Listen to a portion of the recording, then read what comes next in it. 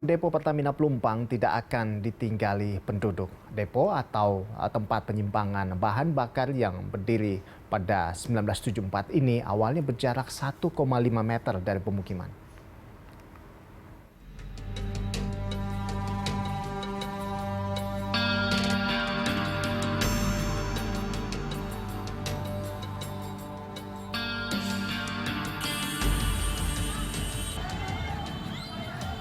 Kebakaran di Depo Pertamina Pelumpang, Jakarta Utara kembali terjadi. Kebakaran yang setidaknya menewaskan 19 orang ini menghanguskan rumah-rumah warga yang berhimpit dengan tempat penyimpanan bahan bakar Pertamina. Depo Pertamina Pelumpang berdiri pada tahun 1974. Pada awal berdiri, jarak antara terminal penyimpanan bahan bakar dengan permukiman warga lebih dari 1,5 kilometer. Namun seiring berjalannya waktu, jarak antara depo dan permukiman menyempit. Buffer zone atau kawasan penyangga yang memisahkan depo Pertamina Pelumpang dengan permukiman sudah diusulkan sejak 2009. Presiden Joko Widodo yang pernah menjadi Gubernur DKI Jakarta di era 2012 hingga 2014 mengakui usulan tersebut juga dibahas di era kepemimpinannya. Dulu memang sudah direncanakan untuk dibuat air di kanan kirinya, sungai. Tetapi memang belum sampai kepada titik mencarikan solusi bagi penduduk yang ada di situ. Tanah Merah ini kan padat dan penuh. Semuanya harus carikan solusi. Saya kira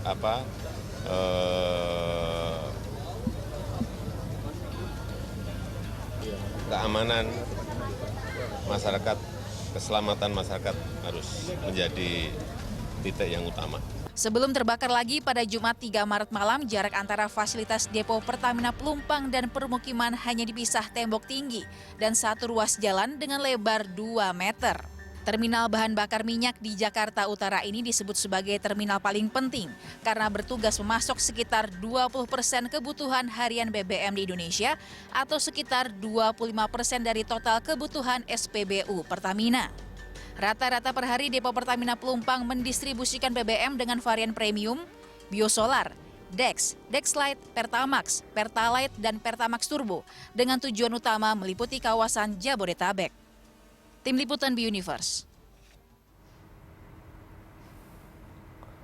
Pemirsa, Presiden Joko Widodo menyoroti soal lokasi depo Pertamina Pelumpang yang berada dekat dengan pemukiman warga.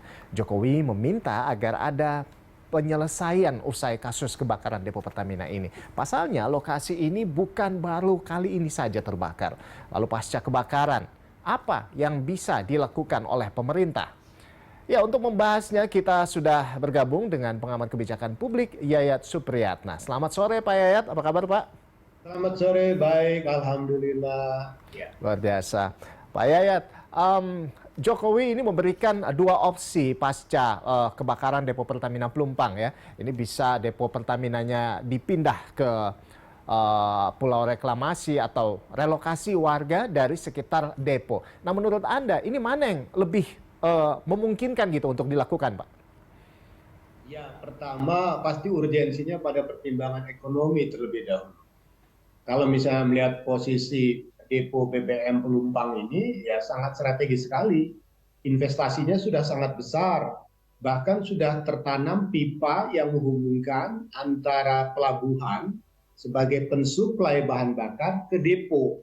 Dengan pipa yang cukup panjang hampir 5 km tertanam di dalam tanah. Jadi betul-betul sebetulnya lokasi depo BBM Pelumpang ini sangat strategis karena dekat dengan akses jalan tol. Jadi kalau dilihat dari peta distribusi penyebaran bahan bakar untuk wilayah Jabodetabek, wilayah ini paling pas karena lokasi strategis, dekat akses jalan tol, dekat dengan pelabuhan. Nah, sekarang yang menjadi persoalan kan tiba-tiba saja katakanlah kepadatan penduduknya demikian padat tanpa terkendali. Yang sebetulnya mana yang bisa dikendalikan? Sebetulnya tahun 2009 pernah dikatakan, zaman Pak Foke itu sudah ada skenarionya, tetapi terganjal oleh persoalan tanah. Ada sengketa tanah yang diperdebatkan di luar batas tembok tersebut. yang diklaim sebagai asetnya negara atau Pertamina, atau diklaim sepihak lagi ada hal-hal lain. Dan itu menggantung. Nah, kasusnya yang menggantung ini di proses pengadilan dan tidak ada keputusan, membuat eksekusinya tidak berjalan. Karena APBD, APBN tidak mungkin masuk memfasilitasi tanah yang sengketa. Dan Pertamina pun tidak mungkin bisa memberikan suatu kontribusi jika memang persoalan tanahnya belum selesai. Nah, di tengah persoalan yang seperti itu, karena dinamika pertumbuhan penduduk, tekanan, kebutuhan rumah tempat tinggal, maka pelan tapi pasti akhirnya apa yang terjadi ya seperti yang kita lihat sekarang ini. Nah, kasus Tanah Merah pun itu menjadi sebuah petunjuk bagi kita bahwa di situ ada persoalan tentang masalah tanahnya. Nah, kalau saya mengusulkan, pertimbangan yang paling bagus adalah revitalisasi. Revitalisasi untuk merelokasi penduduk yang dekat dengan lokasi itu dengan penataan konsep yang lebih baik lagi lah. Lingkungannya yang ditata. Ini kesempatan sebetulnya untuk menata ulang kawasan Depo Pelumpang ini dengan kawasan sekitarnya. Ini kan pertanyaan yang paling menarik adalah kan siapa sih pemilik aset yang ada di sekitar kawasan pemukiman itu?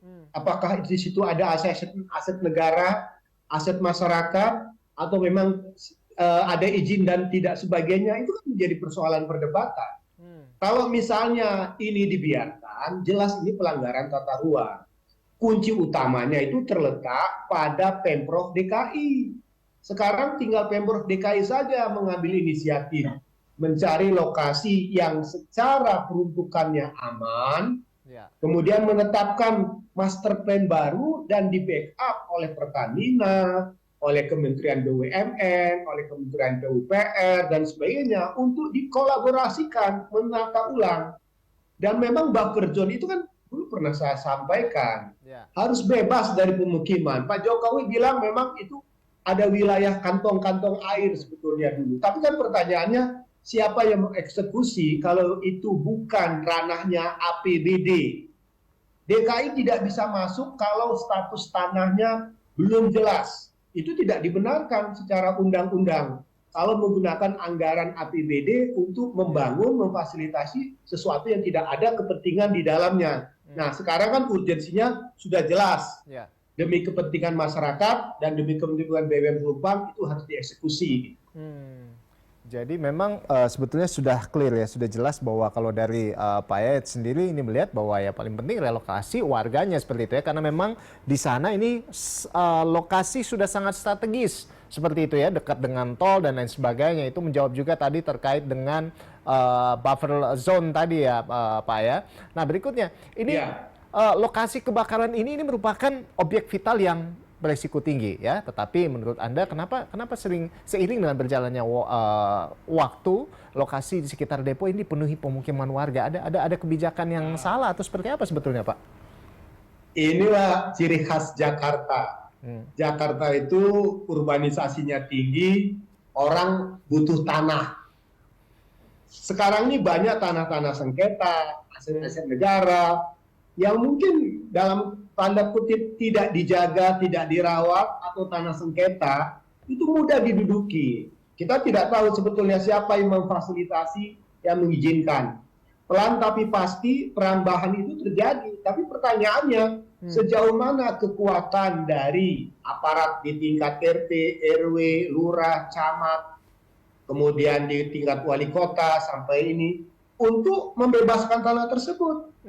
Kecuali kalau memang ada pemiliknya yang mengatakan itu tanah saya, itu digarap penduduk, minta tolong kepada pengadilan dengan kekuatan hukum, minta tolong kepada Satpol PP untuk memberikan meratakan seperti pembangunan Jakarta International Stadium, itu juga di atas tanah yang bersengketa, bisa dibereskan. Cuman sekali lagi kepentingan DKI kalau itu kan membangun JIS.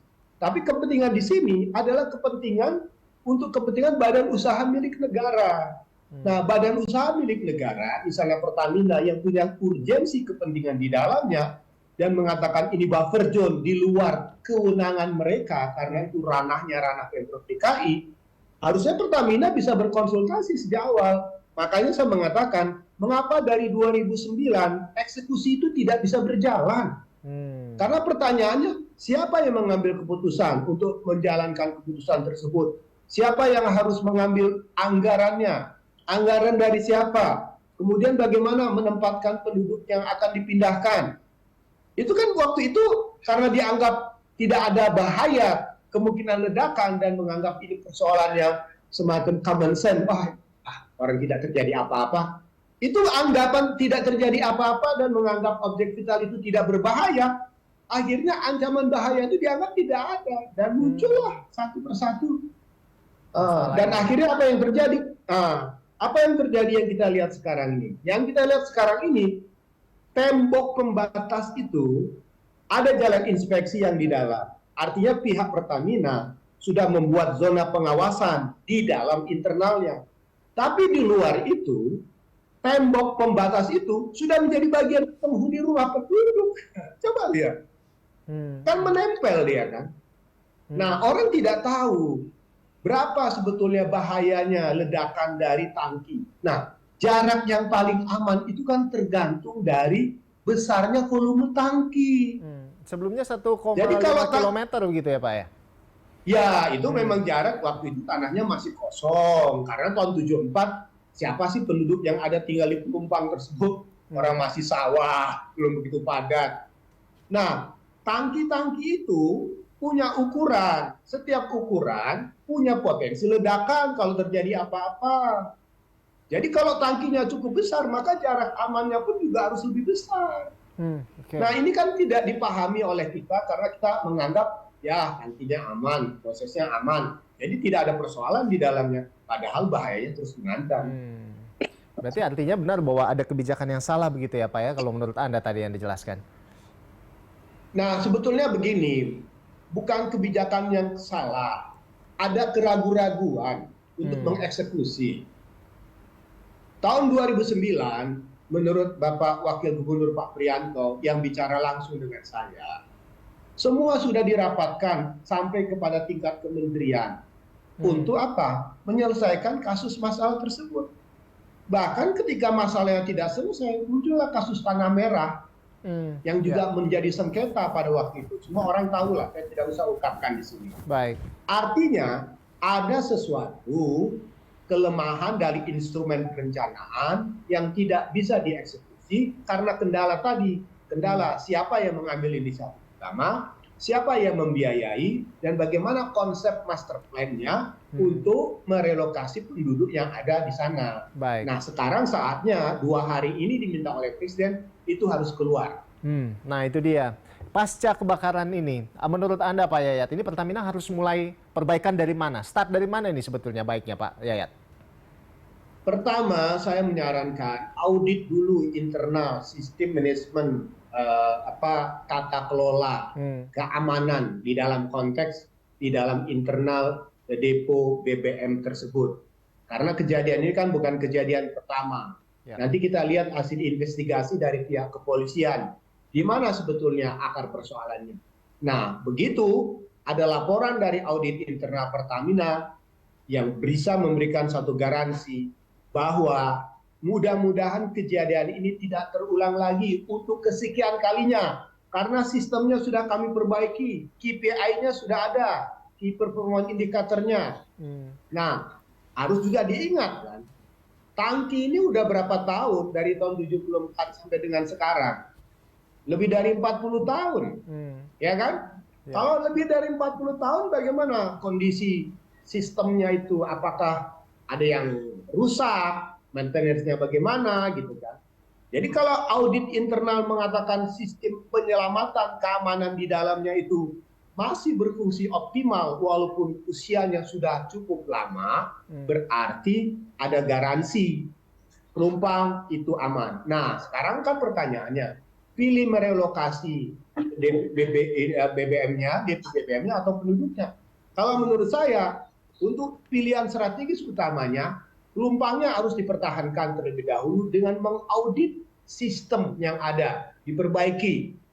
Apa yang salah, apa yang kurang, diperketat. Yang kedua, program relokasi penduduk. disinilah kita belajar dari kasus Pelumpang untuk kasus-kasus di tempat lain. Ya. Di Cilacap udah pernah kejadian, di Balongan juga sudah ada kejadian. Ya. Tadi yang dikatakan Pak Menteri BUMN di wilayah Palembang, pabrik pupuk di Kalimantan berbahaya Timur, juga itu. nggak ada pabrik semua. Banyak LNG gas yang ada di pipa-pipa gas, semua itu ada. Tapi early warning system, pengetahuan kita tentang bahaya kebakaran, bahaya ledakan dari suatu unit vital yang strategis dan penting itu kurang kita pahami. Baik. Baik Pak Yayat, tentunya dengan perbaikan sistem ini kita berharap bahwa tidak ada lagi kejadian atau meledak, tangki kebakaran terjadi lagi, tidak kembali terjadi begitu Pak Yayat. Terima kasih sudah bergabung bersama kami di Berita Satu Sore dan selamat beraktivitas kembali.